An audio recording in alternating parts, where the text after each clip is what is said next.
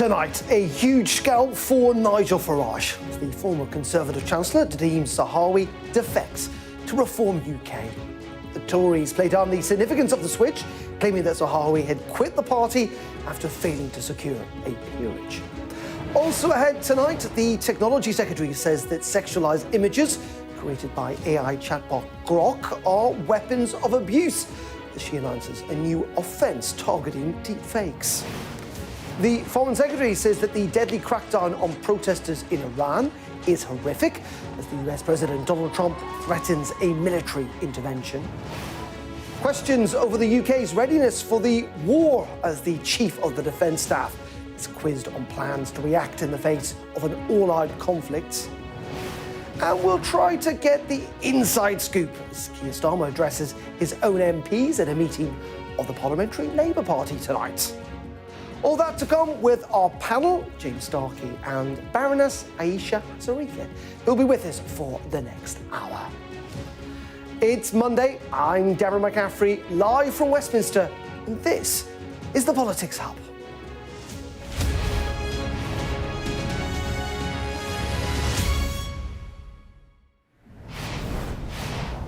A very good evening. Here we go again. The former Conservative Chancellor, Nadhim Zahawi, has defected to Reform UK in what is perhaps the party's biggest scalp to date. Unveiled at a news conference alongside Nigel Farage, Mr Zahawi said that Britain needs the Reform leader as its next Prime Minister. Now, the Conservatives, unsurprisingly, played down the significance of his exit, claiming he quit after Kemi Badenoch refused to give him a peerage, a claim that he has denied. Well, our political correspondent, Rob Powell, has tonight's first report. A big political voice of the past, now joining the self-styled party of the future. Britain needs Nigel Farage as Prime Minister. A once self-declared lifelong Conservative, now hitting out at the failures of the political mainstream. How many of you at home have thought to yourselves that nothing works today? I know I have, and I have it a damn sight easier than most people. That is why I'm standing here today as the newest member of Reform UK. Vaccines Minister during the pandemic, Nadhim Zahawi won praise for the rollout, but there are also awkward questions. Former Vaccines Minister, how do you feel about Reform giving a platform to a vaccine conspiracy theorist at their conference? We believe in free speech. We gave a platform to somebody. I was asking Mr Zahawi. It was nothing to do with that. Well, he wouldn't know the answer to this, would he? Well, he can. He wouldn't know his the feelings answer. on it, There's though, no can't he? reason why he should. I wouldn't be sitting next to Nigel if he thought that what we did on vaccine was in some way a failure. Quite the opposite. There's been bad blood too, with Nadhim Zahawi calling Nigel Farage racist in 2015 and the Reform leader criticising his new colleague too. In 2022, when Nadhim Zahawi was appointed Chancellor, you said, "I thought Zahawi had principles, but tonight we learned all he's interested in is climbing that greasy pole." Are you now greasing that pole for your new colleague? Well, if you see, I very publicly said I'm a big supporter of this guy, and I actually, there was a period of time when I thought, perhaps, if he became the leader of the Conservative Party, things might start to look a little different. A former Chancellor, Nadhim Zahawi certainly brings experience, clout and connections to Reform, but he has baggage after being sacked as Tory chairman in a row over unpaid taxes. He'll join plenty of others from his old party, almost 24 that have jumped ship to Reform so far. This is Reform's biggest Tory defection so far, but there's a risk to Nigel Farage in accepting so many ex-Conservatives. After all, can you claim to be a new force in politics if you're taking on so many old politicians? We're off to a great start. If only. Conservatives today accuse their former chairman of walking out after not being put into the House of Lords, something he denies. Well, it's very clear Nadhim Zahawi approached a number of people within the Conservative Party to ask for a peerage, to press his case for a peerage. Kemi Badenoch was very clear at all points that that would have been the wrong thing for the party and so therefore the wrong thing to do. Plenty to smile about for a party leader riding high and his new colleague trying to spy one more way back to the top. Rob Powell, Sky News in Westminster. Well, let's bring in the Conservative peer and polling expert, Lord Hayward, who joins us now. Good evening. Robert, very good evening to you. First of all, what do you think of what's Mr. Nadhim Zahawi's done today? It doesn't surprise me, and the reaction of Conservatives doesn't surprise me either. I can't comment specifically on whether he did ask people to become a peer, but it wouldn't surprise me. And there's no doubt, from what I know, had he tried to re-stand in Stratford-on-Avon at the last election, a very strong probability that he wouldn't have been selected by the local Conservatives. So this is a problem going back over a period. How considered, though, is it for you as a Conservative that, frankly, a lot of your former colleagues are switching teams? I mean, there is genuine momentum with Reform UK at the moment. There's no question. Any defection from any party to another party is a matter of concern for the party who is losing a particular person. Some are more damaging than others, and there's no question that Nadhim, because he's a name, it registers immediately, but Rob Powell identified some of the problems associated with the defection. Well, and that is, not least of all, that when does Reform UK stop being potentially the new Conservative Party? I mean, you also deal a lot with polling. Is there any evidence that the public are concerned about the kind of sheer scale of the defections, where effectively Reform UK stops being kind of Reform UK and starts looking like a different kind of type of Conservative There's party? nothing clear at this stage in that sort of field. I think that will take longer to evolve. But if one says, does my gut instinct say there is a potential problem, then in places where Reform have successfully attracted former Labour voters, and I have in my mind here the West Midlands, South Yorkshire and the North East, then those sort of former Labour voters who've gone across to Reform will probably find themselves a little uneasy when they're looking at Conservative en bloc defection stroke Reform stroke 2.0 or 2.5 or whatever. We saw Kemi Badenoch a little earlier there in Rob's report, and we'll come on to talk about her in a second. But what does the Conservative Party need to do now to make Reform less appealing? I think the opinion polls are beginning to show what the Conservative Party needed to do. There's a very clear poll out today looking at how the public perception of Kemi Badenoch has changed quite markedly over the last few months, relative not only to Nigel Farage, but to Keir Starmer, Ed Davey, etc. They need to be able to put forward a message which says two things. One, we have changed from the party that you ditched so overwhelmingly a year and a half ago. And secondly, the message needs to be, and here are the policies that we are now standing for. You can't just say we're different people. You've got to say these are the policies which we clearly believe in. And that's something she's begun to achieve basically since the Tory party conference. As you say, the Conservatives got properly booted out of the last election, worst result since 1832. It still seems, and politics is pretty fluid, as always, but it still seems pretty unlikely the Conservatives are going to somehow romp home to victory at the next election. Frankly, is it not more realistic that at some point Reform and the Conservative Party, rather than defecting to each other, should potentially probably just team up together? I think neither party wants that. Nigel Farage certainly wouldn't want to team up for fear that he actually would have to give way as leader. And Kemi would probably take exactly the same view. So no, what Kemi has to do is make absolutely clear, more clear than is the case now, because she started on that journey, that the policies that the Tories will now be standing on are clearly enunciated and separate the new Conservative Party, if that's what you want to call it, from the 2024 party. Okay. But I think the merger, although there are many people in both parties that would want to see that, there are large numbers of people who wouldn't. And you've not been tempted to defect, that is? I wondered what you were asking me about. If you're offering me a pint afterwards, then yes. But no, I'm not going to be tempted. OK, Robert, for the moment, stay with us, because we're going to bring in our panel tonight, our duo, James and Aisha, who are with us. Very good evening to you both. James, let's start with you, if you can, as I think a card carrying Conservative.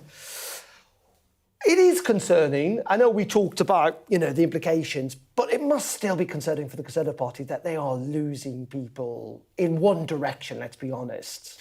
I mean, I think as Lord Hayward touched on, I think there's different levels of people. So I would say going back, when Danny Kruger left, I think you could feel quite a bit of shock in the Conservative Party. I certainly did. Yep. And people I spoke to, he was a surprising name. He's clearly gone on principle. It actually makes his seat harder to keep as an MP than easier. I think there's a number that are just not surprising. Former MPs who anything you heard from them for the past election are not surprising. I think Nadhim's kind of somewhere in the middle. As Lord Hayward said, he's a name, so he's captured a lot of media attention. I think as someone who's kind of wasn't expected to come back to Parliament, I don't personally think it's that seismic within the party. I can understand why it catches the headlines, though. Aisha? So I think if you wanted to pick, apart from Boris Johnson, I suppose, one figure that really symbolised the kind of absolute sort of circus that period of time under the Conservative Party represented, Nadhim Zahawi is the guy, right? There are so many things. My absolute favourite was him going to see, I'm giving my letter to Boris Johnson saying you should go, and then taking a job literally 24 hours later. I mean, Nadhim Zahawi, who I know, and I think he's, I'm quite fond of him on a personal level. He's like, get me the greasiest pull going and I will get myself up it. This is a guy who's clearly just so desperate to get back into the cut and thrust of politics. And he represents, the Conservatives are historically the most successful machine in British politics. But that period towards the end of those 14 years really put the party into disrepute. And I think it's really interesting that Nigel Farage, given that he's trying to be the insurgent, he is the one that says immigration went up, it was the Boris wave, taxes were too high, look at the state of our criminal justice system. Nadhim Zahawi is the absolute poster guy for everything that went wrong at the end of that time. Not to mention the tax, the 5 million tax, and the paying for the horses. The thing is, he is a wealthy guy, and all of that kind of thing. And a lot of, he would, I'm sure, make an argument that he's very keen to get involved again because he wants to do kind of public service and that sort of stuff. Just in terms of where this plays into the wider politics, if you like, Robert, because we are seeing in theory, there's lots of, well, not that many, but there's a chunk of people who've switched from supporting the Labour Party to Reform in terms of voters, but we haven't seen that with politicians. Now, obviously, Labour's in government, so that's less likely to happen. But is this a reminder that at the end of the day, actually Labour are bleeding way more supporters to the left, and it's the Conservative Party should be worried about its right? You've analysed it well. At the moment, people are not leaving Labour to go to Reform. They're leaving Labour to go to the Greens, in particular. So we have a state of politics at the moment where there are insurgents on both sides. It's a very different state of affairs than I have ever seen in my tragically long period of being involved in politics. And we, commentators, politicians, the public at large, are going to have to adapt to a different set of political circumstances.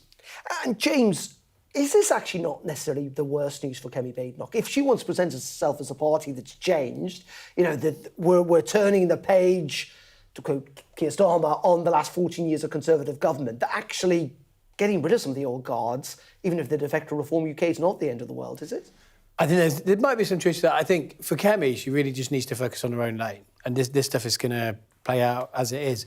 I mean, if you look today, so there was some polling out today which shows her improvement on leadership versus Keir Starmer and versus Nigel Farage has improved dramatically. Her personal polling numbers are very good. She's outperforming the party, which I think is one reason why it doesn't show you clearly should change the leader at any point. That's not necessarily going to help. But on stuff like today, I think as well, you've seen diminishing returns. So now, to get a headline, Reform need a former cabinet minister. Otherwise, if you're doing former MPs at the moment, people aren't really, media aren't really paying attention. So maybe they've had Nadine Dorries, they've had Nadhim Zahawi. There's maybe a couple more of those, and they will have diminishing returns as well. And it does play into is this just another version of Tories, which is going to make it harder to win Labour voters? Well, I agree with what you say there. I mean, look, if Reform, which is meant to be insurgent and all shiny and new, if they are becoming a retirement home for, like, the biggest clowns of the end of the Boris Johnson regime, that ain't great news for them. But Robert is absolutely right. You know, Labour is facing a lot of pressure right now. And there's obviously a huge amount of pressure from Reform. But sometimes I think, as media and commentators, Reform sucks up so much oxygen, we forget to look at what's happening in the left of politics. I think the election of Zach Polansky is incredibly consequential because he is a very media literate. He's very sort of fluent in this kind of new TikTok digital era. We're in, don't discount the Liberal Democrats. They're still doing very, very well at council elections and things like that. So Labour, this kind of coalition that came together for Labour, that is a difficult coalition. Is there a possibility Labour gets squeezed in all of this? Well, Labour certainly is fighting on a number of fronts, and we've got these big elections coming up in May, big council elections with a lot of Labour heartlands, Scotland and Wales. So, that is going to be a great challenge for Labour. But I think Kemi's personal polls have definitely got better. I think she has improved, but the let's be honest, where the Conservatives are still really bad. Just look at Caerphilly, let's look at the Hamilton by-election. When the Conservatives come into contact with the ballot box, it's not looking good. Well, at the same time, at least Kemi can argue it's going in the right direction. There's an argument to say that, Farage is rather plateaued. Let's see come the elections. We'll see. There'll be a big test for all the leaders. OK, Robert, we appreciate your time and your insight. Thank you very much indeed. Looking at that defection to Reform UK and what it means for wider politics. OK, you're watching the Politics Hub here on Sky News. Up next, the Technology Secretary says that AI tools that make sexualised images of women and children are weapons of abuse. We'll be looking at the new announcement to create it as an offence to make non-consensual intimate images. That and lots more after the break.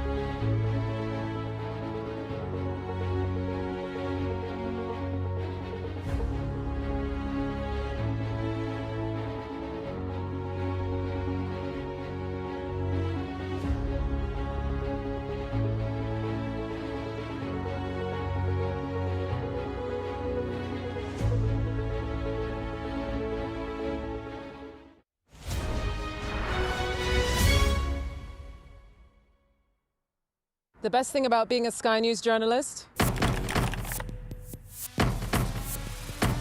They call him the king of the jungle. Being a Sky News journalist. Yusra Al-Baghir has this report. And this is what's left of it. As a woman of colour, how did the Harris campaign speak to you? People risk their lives to speak to us for this report. Mr. Zuma, Sky News. We're trying to see as much as we can. You're watching The Politics Hub here on Sky News. Now, the Technology Secretary has announced a new offence for creating non-consensual intimate images, which will become a criminal offence this week. It follows controversy over X's AI chatbot, Grok, which created sexualised images of people, including children. The regulator Ofcom today announced it is investigating the social media platform over the issue. Well, Liz Kendall said that those creating images will face prosecution. The Data Act, passed last year, made it a criminal offence to create or request the creation of non-consensual intimate images. And today, I can announce to the House that this offence will be brought into force this week. And that I will make it a priority offence in the Online Safety Act too. This means individuals are committing a criminal offence if they create or seek to create such content, including on X. And anyone who does this should expect to face the full extent of the law. Liz Kendall speaking in the comments a little earlier. Let's bring back in James and Aisha, who are with me in the studio. Aisha, clearly you can't fault the government for acting. I mean, they're going to say this is going to be criminalisation this week. This is pretty complex, though, because we don't really understand the scale of this. I mean, if they were going to after everyone, potentially, it could be a hell of a lot of people.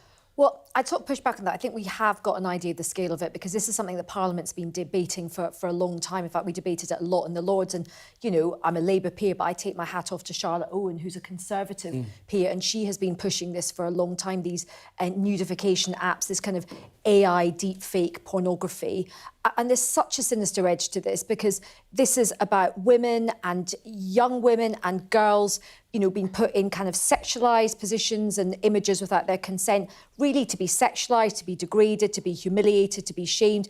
And the consequences, the real-life consequences of this are brutal. I've spoken to victims that have contemplated taking their lives over this. And now we know here that sort of Grok is allowing even this to happen with underage girls as well. So I think it is right that the government is looking into this. And X is a really important platform. It's kind of like, even though people have moaned about X, it's still sort of like the public square. The town hall or whatever. Exactly, it's the public square.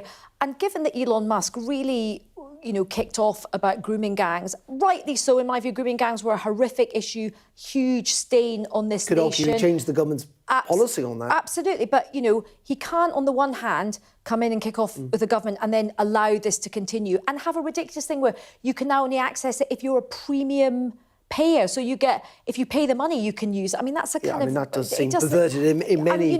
my view is, look, clean this up or close it down. We'll come on to that in a moment if I can. James, government's acted pretty quickly on all this. Ofcom's launched a review. I mean, I'm not entirely sure what they kind of need. I mean, we're told it's going to happen at speed, but I don't know what they need to review here. By the way, we should say this is also not just X. I mean, there are other apps that are widely available in this country that do exactly the same. I think you're exactly right. Under the Online Safety Act, actually they can act within days. So Liz Kendall was right to say, I expect this in days, not weeks, because they do have the powers to do that. They'd only need to go to court, I think, if they were looking to shut them down. Fines, etc., can be done by Ofcom straight away.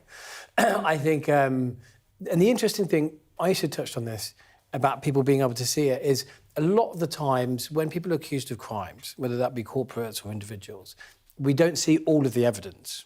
So the statement from Ofcom said, we're going to review the evidence or some such words. The thing is, everybody's seen this, or most people have seen this. So most people now will be sat at home watching this saying, what do you need to do? What are you doing? Because I can see the image and I can see the name of the account. So what are you investigating? And I think they've got a couple of days, we've all advised, both advised in government, they've got a couple of days where Ofcom are now looking at it, but they're going to have to take action. And if Ofcom don't move quick enough, that will fall to the Secretary of State and the PM, because everybody has seen what happened.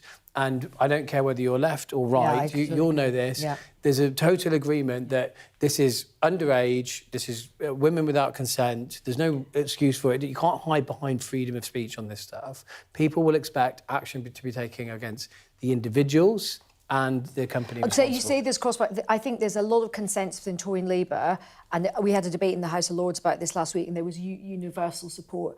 Reform, however, have said that they don't think that the government should be They seem to be shifting. Well, I hope they do, because, you know, I think this is a time where you do need politics to come together. To think what the public think. If this was your daughter or your niece or your granddaughter, this kind of stuff happening, you'd be utterly horrified. But just on this, there's just like an element here, though, where it's politically a bit tricky. Aside from the merits of the arguments that, you know, I think, as you say, almost everyone's in agreement on, in the sense, this is X, this is Elon Musk, this is the United States, this is what people, particularly on the kind of free speech right, would say is what, you know, J.D. Vance was arguing, the idea that you would shut X down if they didn't comply.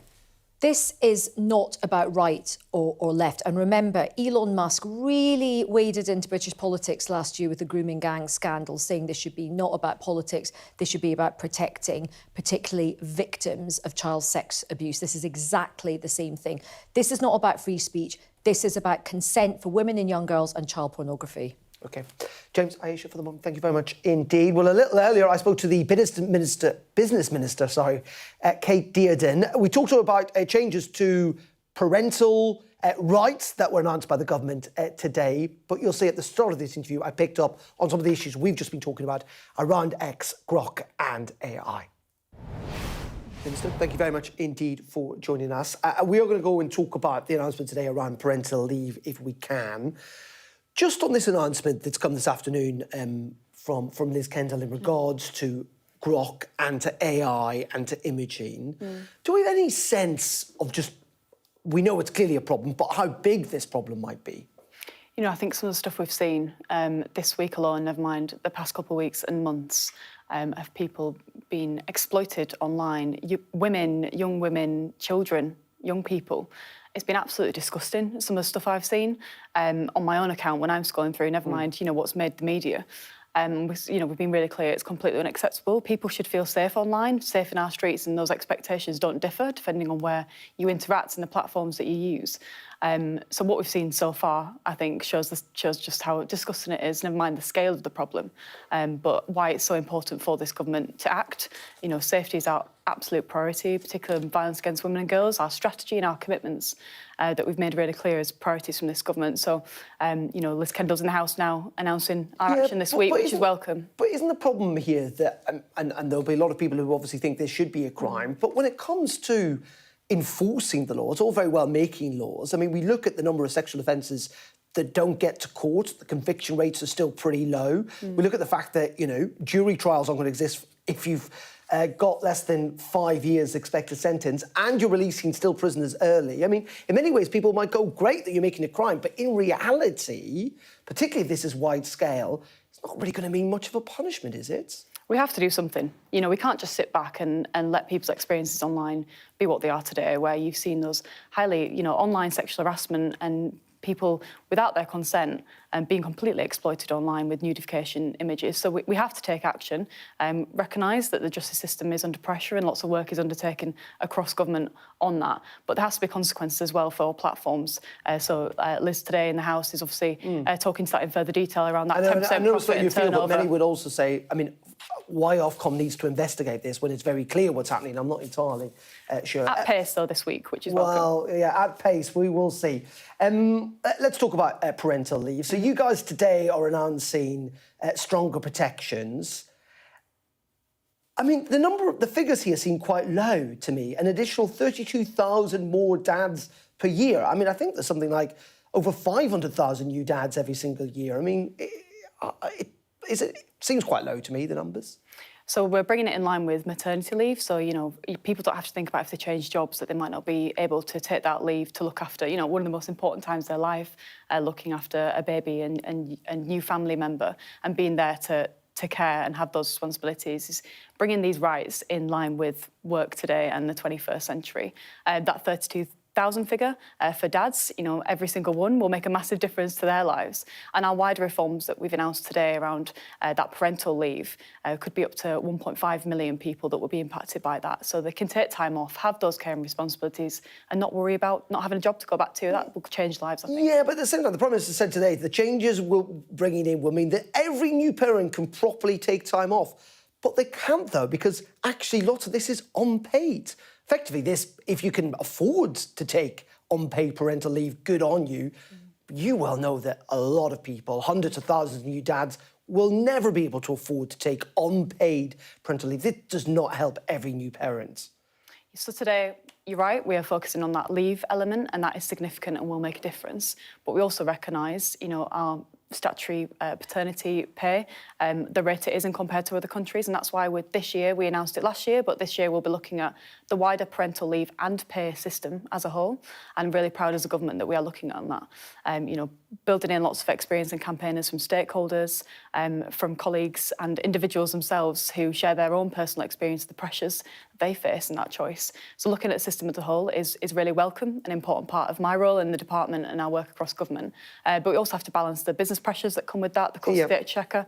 But it's still important we do look at it because we recognise the challenges that some families can face. Isn't the honesty here, though, or the honest thing here, we talk about free school meals, we talk about this, and by the way, a lot of people welcome it, and a lot of people think it's improvement. Most parents, what they're crying out for, though, is childcare. And you guys have not made any significant changes to the cost, the enormous cost of childcare in this country. When I meet families in my constituency, particularly when we've opened a free breakfast club or a new government-funded nursery, and hear from them the difference that makes to their lives, the amount of money they'll save per month, I think that's been very much welcomed by lots of my constituents who have seen that impact on the ground, recognise sort of the wider challenges in their childcare system. But I think that what we've done so far is really important steps, actually, to put money back into parents' pockets and to help them go back to work. And, whether it is the free breakfast clubs to the additional nurseries that we're funding, to our wider work on our education and childcare package. I think that's really important stuff for parents. OK. Minister, thank you very much indeed. Thank you. Thank you. OK, you're watching The Politics Hub. Coming up after the break, as protesters in Iran are met with a brutal crackdown. The White House says that Donald Trump wants a diplomatic solution. But will they provide...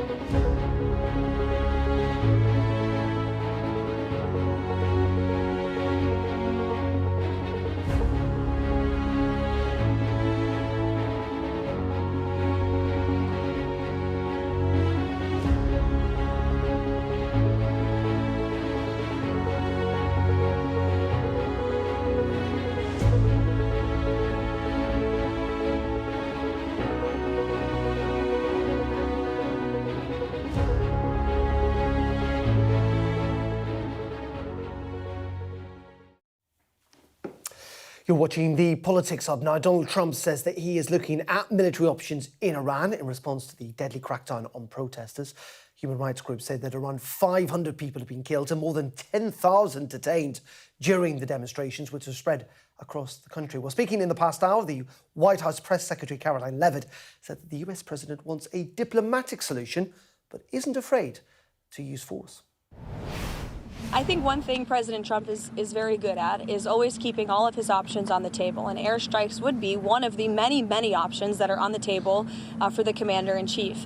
Diplomacy is always the first option for the president. He's told all of you last night that what you're hearing publicly from the Iranian regime is quite differently from the messages the administration is receiving privately, and I think the president has an interest in exploring those messages. However, with that said, the president has shown he's unafraid to use military options if and when he deems necessary, and nobody knows that better than Iran.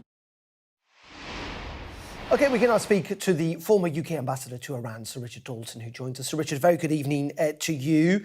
I want to start by stepping back a little, which is looking at these protests that have been going on for a couple of weeks now. What's your sense, historically, of how significant what we're seeing in Iran today is? Well, this round of demonstrations comes after several previous confrontations between people in the streets wanting significant change in Iran. This round hasn't played out yet. We're getting very little information. It's a crucial few days. It looks as though there is nothing like enough impetus in the streets from the protesters to challenge the security forces. The appeal that some have made for protesters to control city centres hasn't worked. We don't know whether numbers are starting to tail off, but that could be happening. So historically, this is a very serious moment for the regime because it shows yet again that it has no answers. It has no structural solution to the structural problem of mass discontent with its very nature and with the way it has exercised power. And so violent has this clash been that if there is a subsequent round, it's going to be round the corner rather than in a year or two. The flames have only been damped down. So you feel that if this does fizzle out, and as you say, it's quite difficult to get information out of Iran given the fact they've turned off the internet and clamped down on communications, that essentially, if it does fizzle out, it'll only be for a short while because those fundamentals haven't changed. What could change the game, though, of course, is some outside intervention, which the White House continually talks about the fact that it's prepared to do that. What do you think is stopping Donald Trump from acting? Well, it's clear in the last hour that the White House is rowing back from the idea of military intervention, and that is very wise because no US plan for using military force to effect change or to punish the regime has been forthcoming. There's been big talk designed, I believe, to intimidate the Iranians, and there hasn't been any scenario that anybody has explained to me, and I've read a lot, under which punishment of the Iranian security forces from the air by the United States or a resumed war on Iran after the June war conducted by Israel and the United States. There's no scenario that would remove the regime, would precipitate favorable change. And it may be that the military in the United States have put these facts squarely to the president, and maybe he's listening. But isn't that one of the big questions, Sir Richard? You know, if things were to change, you know, if the Supreme Leader was to die a martyr, as he would see it, or to flee the country, whatever he does, it's not clear what would come next. And given past history in the Middle East, that should concern us all, shouldn't it? Yes, United States military intervention has been disastrous across many countries in the Middle East, and Iran is a harder and bigger target than ever. It should indeed concern us, the idea that there could be a breakdown into total chaos in Iran. It's quite possible that there could be regional factions that have arms that are pitted against each other, and that any hope for orderly progress towards a secular democratic future, which is what the overwhelming majority of Iranians want, could be out of the window for a further period of decades. The best hope is that the leaders of the security forces, who are not going anywhere, the supreme leader, no, he's not going to flee, but that they realize that under the rigid control of the elderly supreme leader, the future of the Islamic Republic is very seriously at threat. Now, hitherto, they have been very reluctant to give substantive concessions to the idea of reform in Iran, let alone diluting religious authority over government in Iran, because they fear that that would be interpreted as weakness and lead to a further upsurge in the streets and a more determined and better organized effort to create a revolution. But that would be the best outcome, for there to be a serious negotiation with secular and democratic forces to try and find a way through by consent, possibly involving referenda and eventually leading to freer elections. But the problems of organizing a political transition like that in Iran are immense because of the vested interests of the current rulers. OK. Sir Richard, we appreciate your insight tonight. Sir Richard Lawson there, former UK ambassador to Iran. Thank you. Well, let's bring back in James and Aisha, who are with us in the studio. I mean, it's clearly very, very complicated, and there are people, we think, still on the streets today. As you can see, there are over 500 killed. What do you think the reaction should be from kind of the West, if you like? It is such a difficult situation, and my heart goes out to those brave protesters, and also to the many protesters that have been protesting for years, particularly the women that have gone out and, you know, have had a horrific, brutal crackdown. You know, women's rights in Iran are an absolute disgrace. I worry that when we talk about this, we all want Iran to change, but we're not in charge of Iran in the West. The Iranian people should be in charge of Iran. They're sadly not. And I think sometimes we're in danger of Western optimism bias when we look and see what's happening. You know, yesterday when I was covering it on my broadcast outlet, you know, people were like, yes, it's definitely going to change. There were sort of people from outside Iran in exile saying, yes, the people are going to rise up. The people are rising up and they're really brave. But the reality is the regime is monstrous. It is utterly brutal. And even if the Ayatollah leaves, the Revolutionary Guard still have tentacles across every aspect of Iranian politics, economics, security supply, and life in Iran.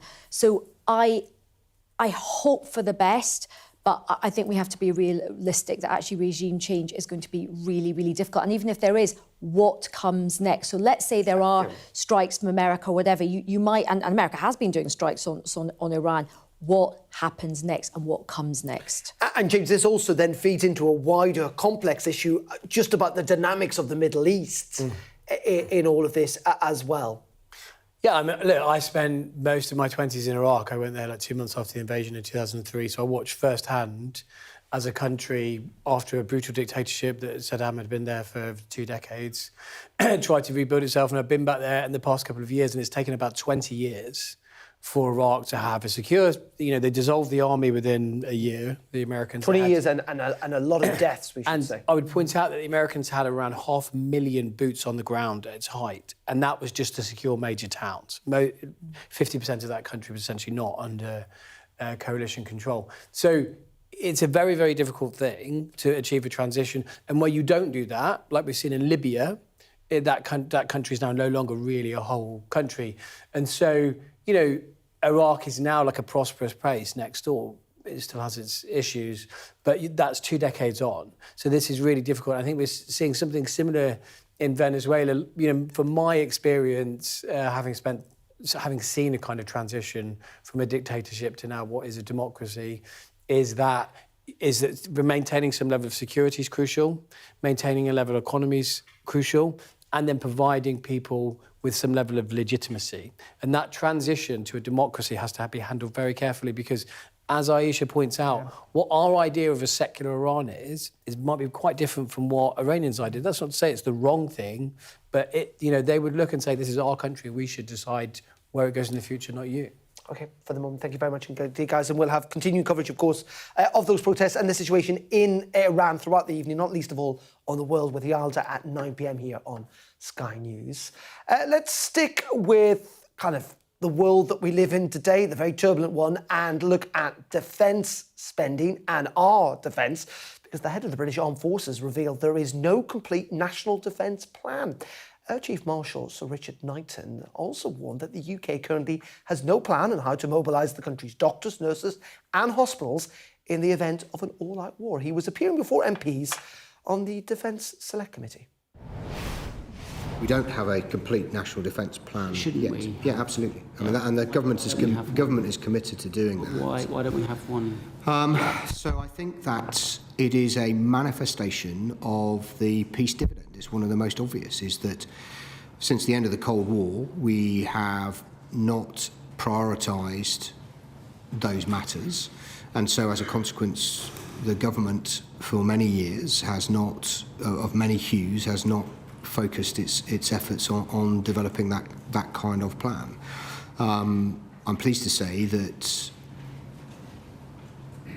partly as a consequence of what's in the Strategic Defence Review, that is changing.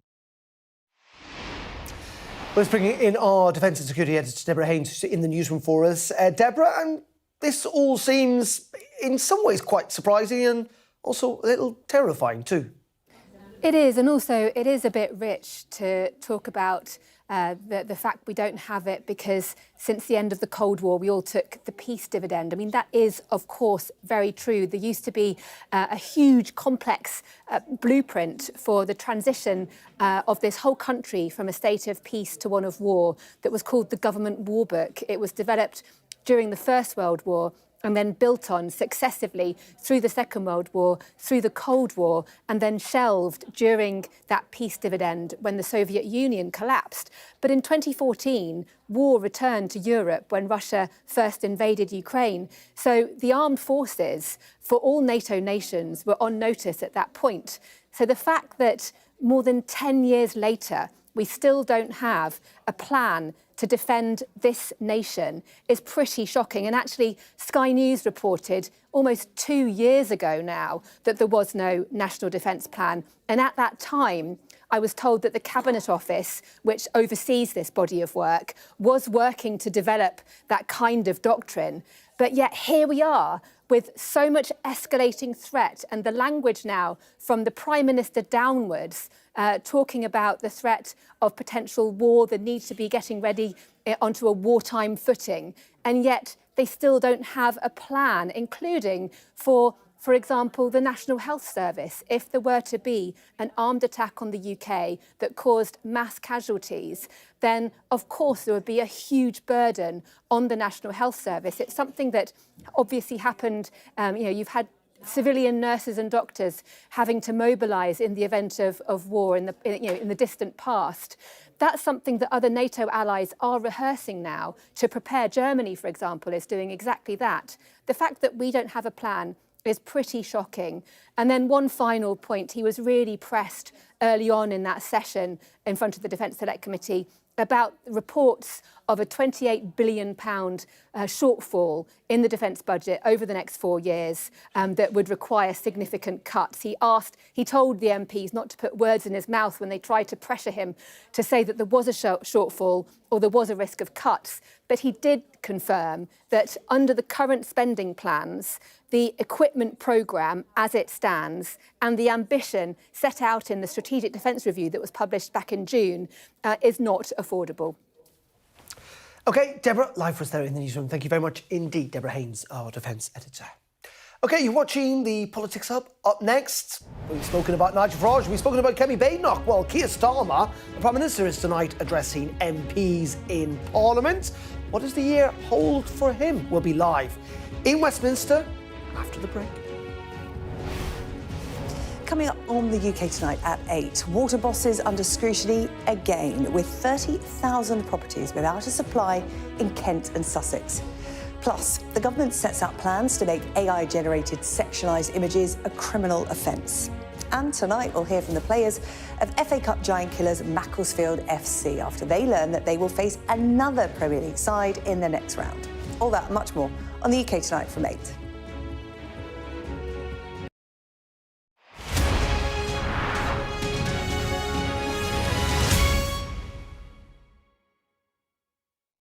Okay, there's a lot of firing going on.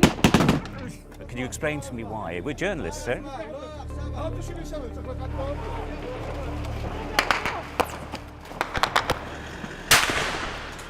Let's go. Watch, wait, we're going to get in. Right. Get in. We just want to ask you a few questions about your involvement with ISIS. Next step for them quite often is getting on a boat and sailing illegally over into Europe. Es un solo procesamiento, una sola sacada. Whoa. Oh my goodness. Whoa. Oh my goodness. If you weren't affected, you'd be a bit of a strange person. Turn off the camera, turn around and go away. Okay, but listen, I told you 3 times. They saw 2 guys, 2 bad people. There's an absolutely packed dinghy. that is what it's like. Sometimes you have to put in an awful lot of hard work. It's worth doing. I suppose it is what we do. I'm Adam Parsons, Sky's Middle East correspondent. We've just entered Gaza. The vista out there is complete destruction. I'll always remember going into Gaza City during the war. All around us was destruction and the sounds of battle.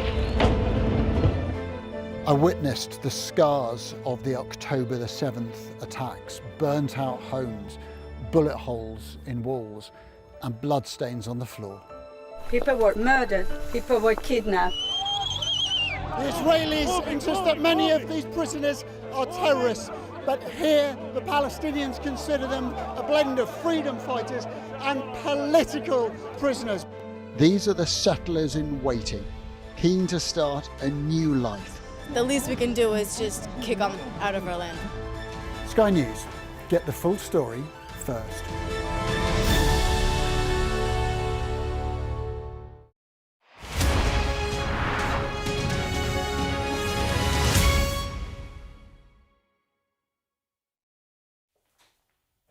You're watching Sky News now. Sir Keir Starmer has been addressing his MPs in the Parliamentary Labour Party this evening after a pretty busy start to the year in Westminster. And what does the year ahead hold for him? Well, let's bring in our chief political correspondent, John Craig, who's had his ear pressed to the door, joins us now from Central London. And John, it's fair to say that the Prime Minister might have had a bit of a Christmas break, but those rumblings about his leadership have not gone away. That's true, but he was remarkably cheerful tonight. He actually turned up early for the meeting. These meetings start at 6 o'clock. It was 8 minutes to 6 when he turned up. I don't like to be late, he told me. But when he got inside, he got plenty of good applause. There was laughter in the room. I don't know if he was cracking a few jokes or some of the MPs making humorous remarks.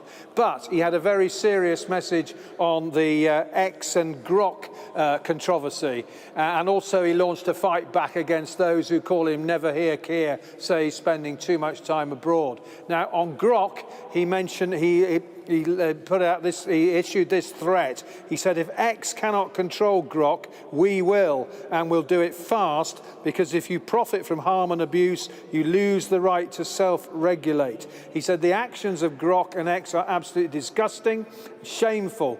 Protecting their abusive users rather than the women and children who are being abused shows a total distortion of priorities. So let me be crystal clear, we won't stand for it, because no matter how unstable or complex the world becomes, this government will be guided by its values. We stand up for the vulnerable against the powerful. And he also took on his critics. Officials said he was referring particularly to Kemi Badenoch and Zach Polanski, the Green Party leader, who say he shouldn't go to NATO meetings and so on. He said, we're moving into a world that's very different from the one we grew up in, a volatile world. You have to be on the pitch, he said. You have to be in the room to tackle the issues working people care about. The cost of living crisis will not be solved by isolationism, he said. You cannot deliver peace in Ukraine without being in the room. You don't secure trade terms for companies like JLR by putting gesture politics first. And he talked about change and renewal this year, quite an upbeat message actually. Talked about the decisions that the government's made on the cost of living. He admitted it's the biggest issue. And he talked about decline can be reversed, pride can be restored, the future can be better, politics can be a force for good. Well, you might say that's a lot of slogans and platitudes. He did get tackled on issues like immigration, on the business rates for pubs and so on. But generally speaking, PLP meetings, well, it's the loyalists who turn up. Aisha will tell you that, although she wasn't there obviously tonight, but plenty of Labour peers there. They always turn up to boost the numbers and support the Prime Minister. But it seems to have gone quite well. It all came to an end, of course, when there was a vote, and so perhaps he didn't have to face quite as many questions as he might have been. But to be fair to him, the mood was not as bad as it might have been, given all the murmurings we hear. The turnout from the cabinet was pretty strong, and he will have said it was a good evening's work, and he got his message across. Tough words on Grok, notice. OK, John, as always, looks like you've had a good break. A pretty sun-kissed there from Central Lobby. Thank you very much indeed, John Craig. We haven't got very much time, Aisha, but we were talking about the other leaders. In many ways, actually, Starmer's probably the most precarious of situations going into this new year. Well, look, I'm not going to sort of sweeten the pill. It is tough for him, but I think he will be trying to rally the troops on those points, particularly the geopolitics. He will be making the argument saying, look, I've restored Britain on the world stage. I've got a really important job to do. I can't be out there. I know people want to have their Love Actually moment, but I've got to be the big diplomat. I've got to be very serious about this. And I think he will unify different factions in the PLP against Grok on this issue. James, that's fair, isn't it? You know, the international card, it might be his only one, but it is quite a strong one.